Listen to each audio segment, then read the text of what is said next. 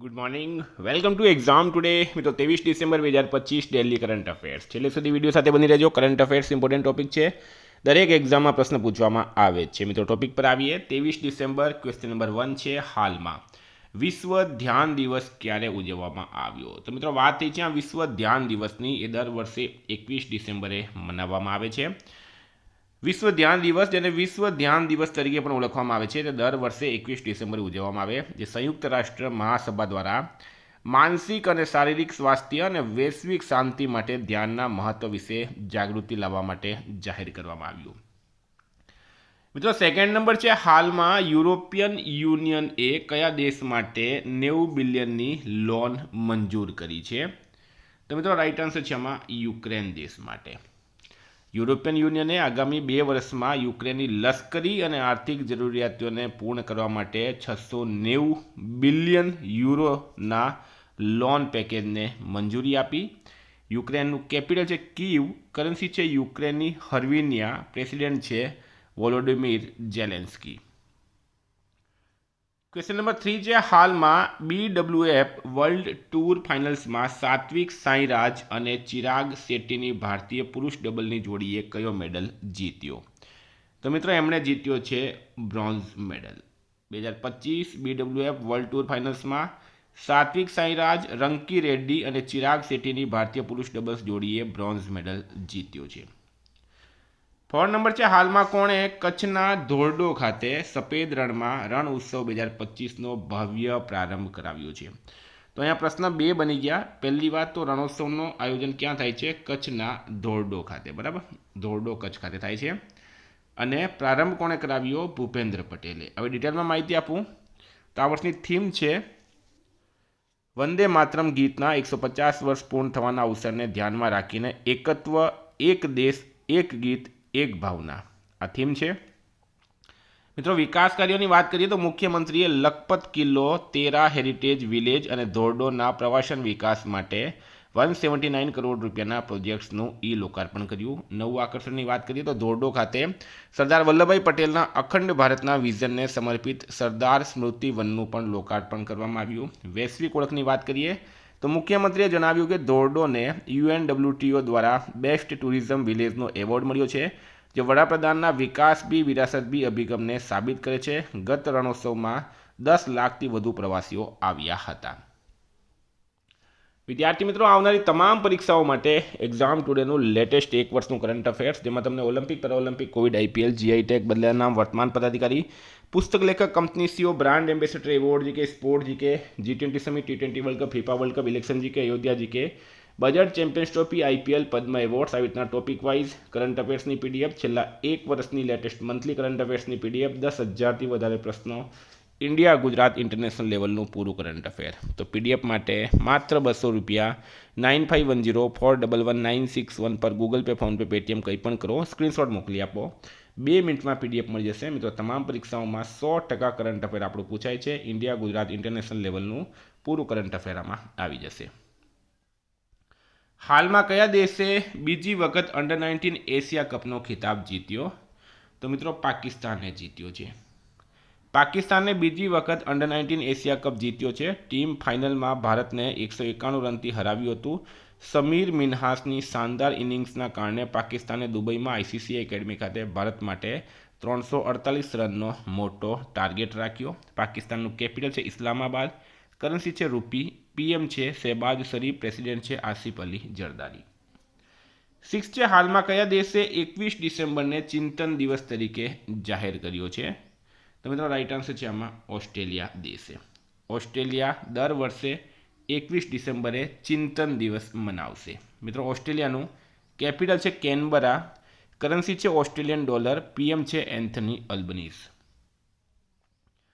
7 છે, હાલમાં કયા દેશે છેતરપિંડી કરનારાઓ માટે ફરજિયાત કોરડા મારવાની જાહેરાત કરી? તો મિત્રો એ કરી છે સિંગાપુર દેશે. સિંગાપુરે ઓનલાઈન કૌભાંડો અને છેતરપિંડીની વધતી સંખ્યાને પહોંચી વળવા માટે એક મોટું પગલું ભર્યું છે. સરકારે જાહેરાત કરી કે 30 ડિસેમ્બરથી છેતરપિંડી કરનારાઓને ફરજિયાત દંડ ફટકારવામાં આવશે. સરકારનું કહેવું છે કે છેતરપિંડીના વધતા કેસોને રોકવા માટે લોકોના મહેનતથી કમાયેલા પૈસાને સુરક્ષિત રાખવા માટે આ નિર્ણય લેવામાં આવ્યો. સિંગાપુરનું કેપિટલ છે સિંગાપુર સિટી, કરન્સી છે ડોલર, પ્રેસિડેન્ટ છે થર્મન ષણમુગ રત્નમ અને પીએમ છે લોરેન્સ વોંગ. મિત્રો 8 નંબર છે, નરેન્દ્ર મોદીએ તાજેતરમાં ₹3200 કરોડના રાષ્ટ્રીય ધોરીમાર્ગ પ્રોજેક્ટ્સ ક્યાં લોન્ચ કર્યા? તો એ કર્યા છે પશ્ચિમ બંગાળ ખાતે. તો વેસ્ટ બેંગોલનું રાજધાની કોલકાતા, સીએમ મમતા બેનર્જી, રાજ્યપાલ છે સીવી આનંદ બોસ. 9 નંબર છે, હાલમાં રાષ્ટ્રપતિ દ્રૌપદી મુર્મુએ પીએસસી અધ્યક્ષોમાં સંમેલનનું ઉદ્ઘાટન ક્યાં કર્યું? તો મિત્રો એ કર્યું છે હૈદરાબાદ ખાતે. રાષ્ટ્રપતિ દ્રૌપદી મુર્મુએ હૈદરાબાદમાં જાહેર સેવા આયોગના અધ્યક્ષોના રાષ્ટ્રીય પરિષદનું ઉદ્ઘાટન કર્યું અને જાહેર સેવા આયોગોના શાસનમાં મહત્વપૂર્ણ પરિવર્તનકારી શક્તિઓ તરીકે વર્ણવવામાં આવ્યા હતા. ક્વેશ્ચન નંબર 10 છે, હાલમાં 20 ડિસેમ્બર 2025ના રોજ સશસ્ત્ર સીમા બળ એટલે કે એસએસબીનો કયો સ્થાપના દિવસ ઉજવવામાં આવ્યો? તો રાઈટ આન્સર છે મિત્રો 62મો સ્થાપના દિવસ. સ્થાપના થઈ હતી 20 ડિસેમ્બર 1963ના રોજ. 11 છે, હાલમાં કયો દેશ વિશ્વનો સૌથી મોટો મખાના ઉત્પાદક દેશ બની ગયો છે? તો વિશ્વનો સૌથી મોટો મખાના ઉત્પાદક દેશ બની ગયો છે મિત્રો આપણો દેશ ભારત. ભારતની વાત કરું તો આઈએમએફે ભારતના યુપીઆઈને વિશ્વની સૌથી મોટી રિયલ ટાઈમ ચૂકવણી સિસ્ટમ તરીકે માન્યતા આપી. ભારતની ચોન્જિન એંગમો માઉન્ટ એવરેસ્ટ પર વિજય મેળવનારી વિશ્વની પ્રથમ અંધ મહિલા પર્વતારોહક બની. ભારતે પ્રથમ સ્ક્વોશ વર્લ્ડ કપ જીત્યો. ભારતે તમારા પૈસા તમારા અધિકારો અભિયાન શરૂ કર્યું. ભારત પહેલીવાર કોમનવેલ્થ ખોખો ચેમ્પિયનશિપનું આયોજન કરશે. ભારતીય ટીમે FIH men's hockey junior world cup 2025માં બ્રોન્ઝ મેડલ જીત્યો. ભારતે 20માં યુનેસ્કો અમૂર્ત વારસા સમિતિ સત્રનું આયોજન કર્યું. ભારતે પોર્ટુગલમાં આયોજિત WFDF world beach ultimate championship 2025 જીતી છે. ક્વેશ્ચન નંબર 12 છે, હાલમાં ભારતે કયા દેશના એન્જિનિયર માટે વિઝા નિયમોમાં છૂટછાટ આપી? તો મિત્રો ચીન રાઈટ આન્સર છે. 4 વર્ષના વિઝા પ્રતિબંધોને કારણે 1 લાખ કરોડનું નુકસાન થયું છે. ભારતે ચીની એન્જિનિયર માટે વિઝા નિયમોમાં છૂટછાટ આપી. ઇલેક્ટ્રોનિક્સ અને સૌર ક્ષેત્રો માટે રાહત. બિઝનેસ વિઝા પ્રક્રિયા સરળ બનાવવામાં આવી. વિદેશ ટેકનિકલ નિષ્ણાંતોના પ્રવેશને ઝડપી બનાવ્યો. 13 છે, હાલમાં કયા દેશે ઓપરેશન હોક આઈ સ્ટ્રાઇક શરૂ કર્યું છે? તો મિત્રો રાઈટ આન્સર જેમાં અમેરિકા દેશે. બરાબર, અમેરિકા દેશે ઓપરેશન હોક આઈ સ્ટ્રાઇક શરૂ કર્યું. યુએસએ દળો પર ઘાતક હુમલા બાદ યુએસ અને જોર્ડને સિરિયામાં ISISના લક્ષ્યો પર શ્રેણીબદ્ધ હવાઈ હુમલાઓ કર્યા છે. મિત્રો અમેરિકન કરંટ અફેર્સની વાત કરીએ આપણે તો ડોનાલ્ડ ટ્રમ્પને દક્ષિણ કોરિયાનું સર્વોચ્ચ સન્માન અને સુવર્ણ તાજ એનાયત કરાયો. અમેરિકા દક્ષિણ કોરિયા સાથે પરમાણુ સબમરીન ટેકનોલોજી શેર કરે છે. અમેરિકાએ રાષ્ટ્રીય સુરક્ષા વ્યૂહરચના 2025નું અનાવરણ કર્યું. અમેરિકાએ દક્ષિણ આફ્રિકાને પ્રસ્તાવિત નવી G20 યાદીમાંથી દૂર કર્યું અને પોલેન્ડને ઉમેર્યું છે. અમેરિકાએ 2026માં G20 સમિટનું આયોજન કર્યું. યુએસએ મિનિટમેન 3 મિસાઇલનું પરીક્ષણ કર્યું. અમેરિકાના ભૂતપૂર્વ ઉપરાષ્ટ્રપતિ ડિક ચેનીનું અવસાન થયું છે. યુએસ ચેસ ગ્રાન્ડમાસ્ટર ડેનિયલ નારોદિત્સ્કીનું 29 વર્ષની ઉંમરે નિધન થયું છે. 14 છે, હાલમાં શ્રીનિવાસનનું અવસાન થયું છે. તેઓ કોણ હતા? તો મિત્રો એ હતા અભિનેતા. બરાબર, પ્રખ્યાત મલયાલમ અભિનેતા, પટકથા લેખક અને ફિલ્મ નિર્માતા શ્રીનિવાસનનું 69 વર્ષની ઉંમરમાં કોચીમાં અવસાન થયું. 15 છે, હાલમાં કોણે IGU 124મી એમેચ્યોર ગોલ્ફ ચેમ્પિયનશિપ ઇન્ડિયા જીતી છે? તો રાઈટ આન્સર છે મિત્રોમાં સુકમન સિંઘે. 19 વર્ષીય સુકમાને હરમન સચદેવાને 7 હોલથી હરાવીને વિશ્વની સૌથી લાંબી ચાલતી એમેચ્યોર મેચ પ્લે ટ્રોફી જીતી લીધી છે. 16 છે, હાલમાં 11મો નેપાળ વુડ ઇન્ટરનેશનલ એક્સપો 2025નું આયોજન ક્યાં કરવામાં આવ્યું? તો કાઠમાંડુ ખાતે કરવામાં આવ્યું. કાઠમંડુના ભ્રુકુટી મંડપ ખાતે આયોજિત 3 દિવસીય પ્રદર્શનમાં લાકડા, પ્લાયવુડ, લેમિનેટ અને લાકડાની પ્રક્રિયા મશીનરીના નવીનતમ વલણો પ્રદર્શિત કરવામાં આવ્યા હતા.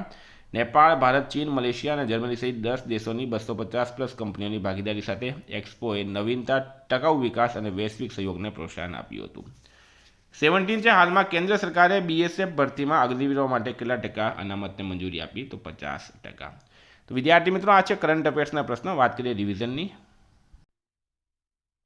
તો 22 ડિસેમ્બર 2025 પર આપણે આવી ગયા. આંતરરાષ્ટ્રીય માનવ એકતા દિવસ ક્યારે મનાવવામાં આવ્યો? 20 ડિસેમ્બરે. કયા મેટ્રો સ્ટેશન પર દિલ્હી મેટ્રો મ્યુઝિયમનું ઉદ્ઘાટન કરવામાં આવ્યું? Supreme court station right answer છે. તાજેતરમાં કોણે રિસ્પોન્ડ બાસ્કેટ 2025 લોન્ચ કર્યું? ઇસરોએ.